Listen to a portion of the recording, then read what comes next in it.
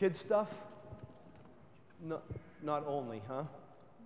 It's the stuff that grows in our lives. I know it grows in mine. It grows in all of our lives as we get older, and all those things that tempt us.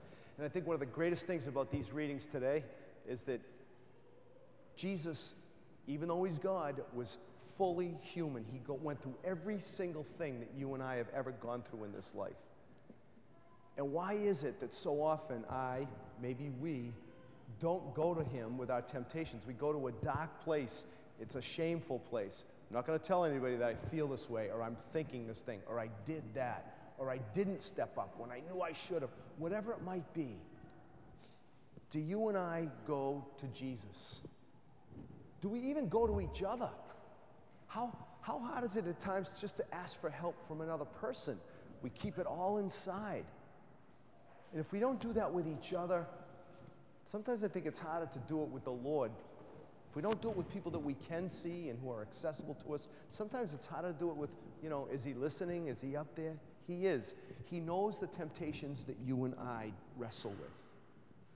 And in the three things today, the best line in the gospel was when it said Jesus was in the desert for 40 days. Whether it was 40 days or not doesn't matter. It's meant to say he was in there for a long time. He looked at his own stuff. He looked at his own needs, deepest desires and hungers. And then the great line was, and after that, he was what? Hungry. Think about it when you and I are hungry on the deepest level for things. Do we make the best decisions? If we're hungry, literally, figuratively, spiritually, we're going to go for whatever we can go for to satiate that need. Might not be the best or the healthiest thing. What does Jesus say? That temptation's very real, but he starts quoting the scripture. We don't live on bread alone. That second temptation, I will give you all this. All you got to do is bow down and worship me. You will be the most powerful. Think about it in our ambitions in life or at work. It's good to be small a ambitious. That's what propels us forward, right? To move on in life and get things done. But that other ambitious that steps over everybody else to get to this point. Doesn't matter that, you and you have all been trampled over as long as I get right up there into that position. That goes on all the time. Jesus reminds us it's not the way to go. Lie, cheat, step over just to get what we want and where we want. You see it happen. I see it happen in my life, what I'm doing. I see it happen in marriages. I tell the kids who are now adults, if you base that relationship solely on the physical, because you're young and that's what everything's happening. Again, coming from the guy who's not having or doing any of this, lovely, huh?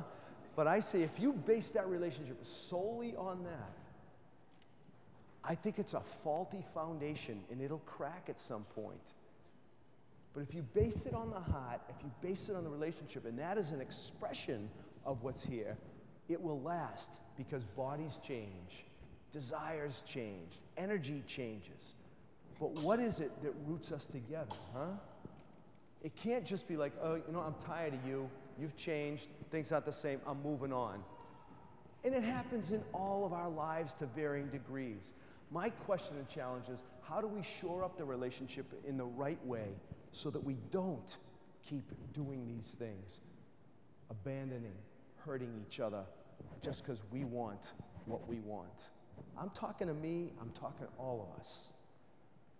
And then third and last, that temptation to have everything always go the way we want it to go, to have that easy life where we don't have to take responsibility. Where do you and I need to step up? Jesus, just take a step off the parapet of the temple, man. He's going to get you. He's got your back. Here it says this in Scripture. You're quoting me Scripture? I'm going to give it right back to you. He won't let you dash your foot against a stone. The devil was being a wise guy. The angels will be right there for you, daddy's son, you know what I mean? That kind of a thing. That's the temptation. Don't take any responsibility, and yet we're called to take responsibility, even when it's difficult. Again, to try to do the right thing. I stand here in the middle aisle. Do I pitch a perfect game of this? Absolutely not. Are we aware of it, though? Are we trying? Are we always trying to reorient ourselves back to that way? That's what God's interested in. So Jesus basically tells the devil to beat it. Scram. I don't always think to do that. Half the time, I orient myself, and the temptations are very alluring.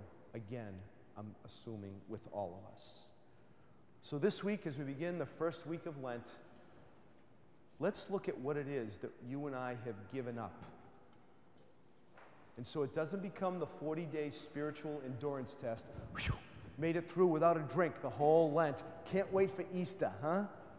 Or gave up that chocolate. Let's look at what we gave up and see how connected it is with things on the deeper levels, so that in giving those things up, we become more aware of ourselves, our own needs, our own hungers, and what it is that tempts us.